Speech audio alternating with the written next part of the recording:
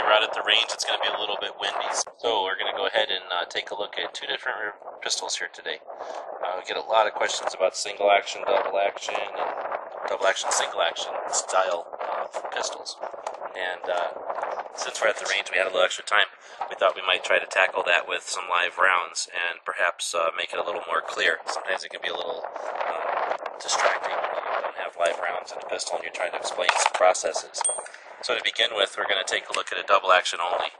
And I realized that all these modern pistols without hammers are being grouped into double action only, and a lot of them are technically not double action only, and honestly I could care less. When we're talking about pistols in general, you've got your you've got your when we're talking about handguns in general, you've got your old matchlock, flintlock, old black powder stuffers, which we're not going to get into the differences between matchlock and the different wheel locks and all these different types of black powder. We call them all black powder, and I think the same way a lot of people, including myself, tend to count all the new modern hammerless long trigger pull internal safety having modern pistols is double action only, although technically something like a Glock isn't a double action only, it's actually Glock safe action. Technically is accurate, however, it's not really necessary for your typical firearms enthusiast to necessarily keep track of every company's proprietary mechanisms inside. For the most part, a lot of us will agree that these are what we consider double action only when compared with all the other pistols that are out there. So keeping that in mind, what we're typically talking about in the classification of double action only is a hammerless, long trigger pull. Even though I know I'm at the range, it's habit to check for empty chamber because I'm about to pull the trigger. So we're keeping it in a safe direction here, even though we're just demonstrating still. But what we're looking at is a long trigger pull that's disengaging safeties, and then usually a fairly crisp reset. And the Glocks and the M&Ps and even the XDs have some of those features. So that's the double action. We're kind of sweeping past that one because the one I really want to feature in the video is the double action, single action. I think this is a pretty decent example of it. This is an older Ruger, a P89, one of my favorite guns, back before the modern pistols were so prolific and so easy to afford. So again, we're talking about a modern pistol. It was built in 1989, still fairly modern. What we are looking at, though, is some features like the hammer, and the reason it's called a double action, single action is because of the way that it's going to typically operate. And I'm going to show you first without ammo and then with ammo to try to, again, illustrate this for the theory sometimes can be lost. So, to begin with, when we're talking about single action and double action, what we're talking about is what the trigger's doing. So just to generalize it, right now the trigger is dead because it's unsafe. So I'm going to flip the gun to fire, so it's ready to fire. Of course, we've checked it a few times here, and it is empty. When the hammer is down and the trigger is fully forward with resistance, in other words, not when it's unsafe, the trigger is just dead, but when it's ready to go, whether or not there's a cartridge in the chamber, we're still going to get the same action out of the gun, and this is a double action. In other words, the first action that the trigger is doing is pulling the hammer back, and then the second action that it's going to do is drop the hammer.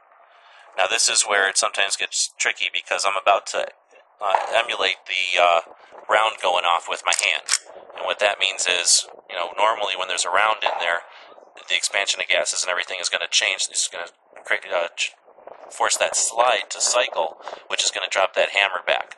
So I've kept my finger back as if the gun just went off, and again we'll show this here in a second at the range here, but now as I bring my trigger finger forward and release pressure on that trigger, you see that the hammer is back now. So now it's in a single action mode, and what that means is the trigger only needs to do one thing. Since the hammer is already back, its first job, its second job is all it needs to do, and that's to drop the hammer.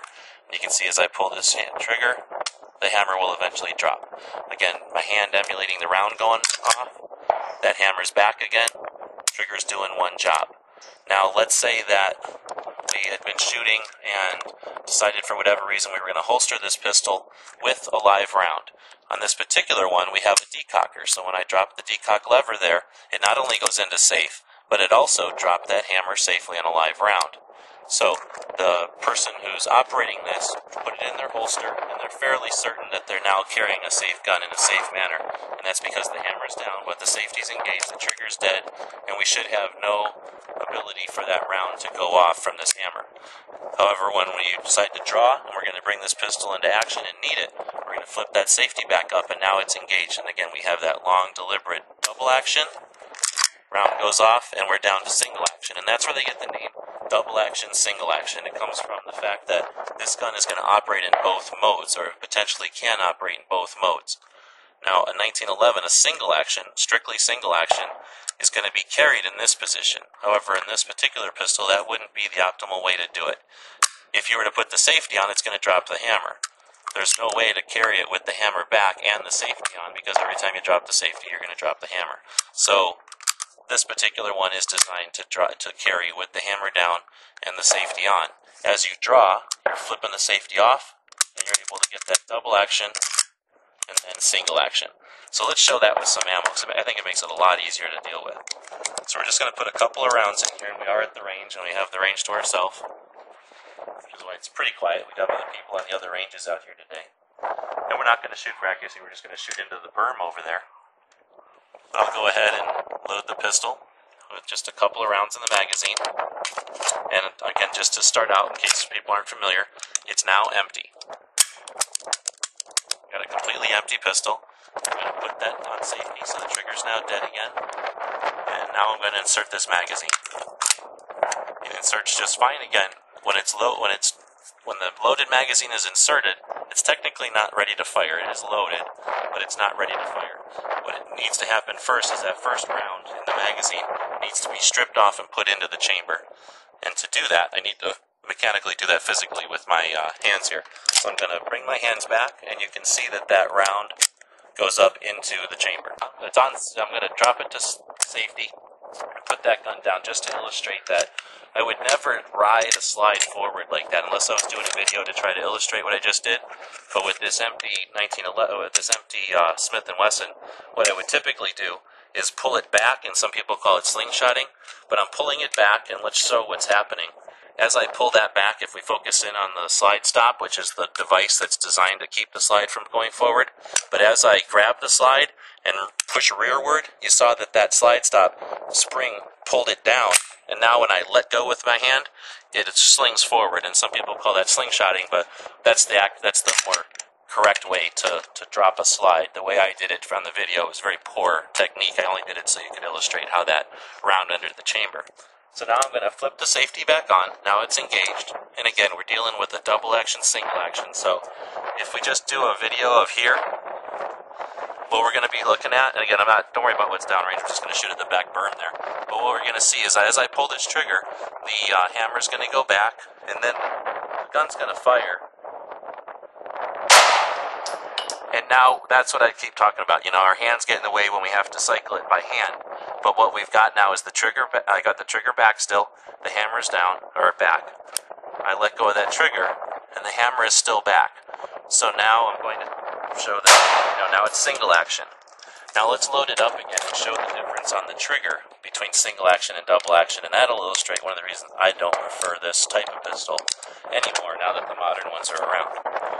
So again, we've got our unloaded empty chamber, empty pistol. We're dropping the hammer, or I could have used the decocker. We're taking our loaded magazine, we're putting it in. Okay, I have to cycle the action to chamber around. And now I've dropped the safety and dropped the hammer safely on that live round.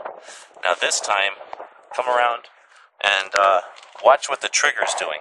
The hammer will be in there too, but watch how long I have to pull that trigger before the round goes off. I'm going to keep this thumb, poor technique, I'm going to teacup it so you can see. First I'm going to engage the safety so that the safety is off. And again, you can see the trigger's live.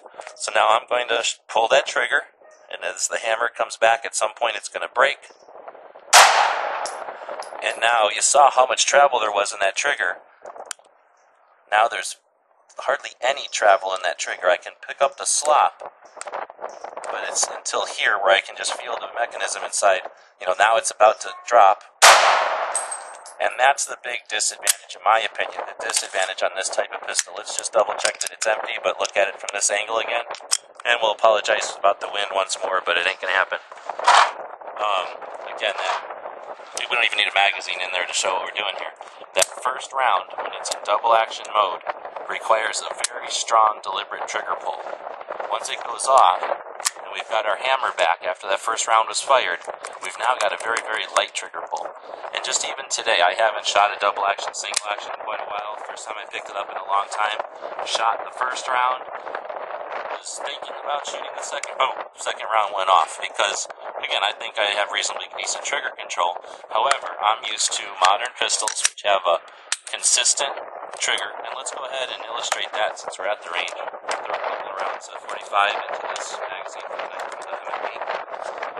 magazine. Chamber that first round. And again, the only way I know that this is actually got a round in the chamber is to check the loaded chamber indicator, which on the M&P is this little dot up here. Of course, I know it's loaded because I just loaded it, but yeah, so I'm decupping it, which is bad technique. I'm just trying to keep my thumbs away so you can see that trigger group there.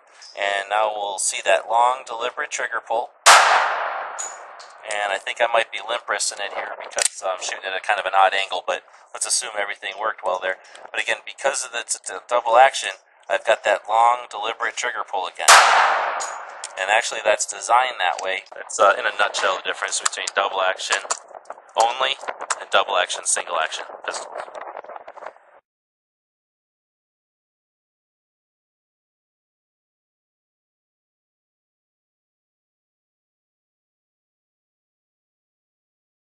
The guys and gals of GunWebsites.com encourage you to take a CCW class every year, practice at least once a month, and carry every day. Thanks for watching GunWebsites.com.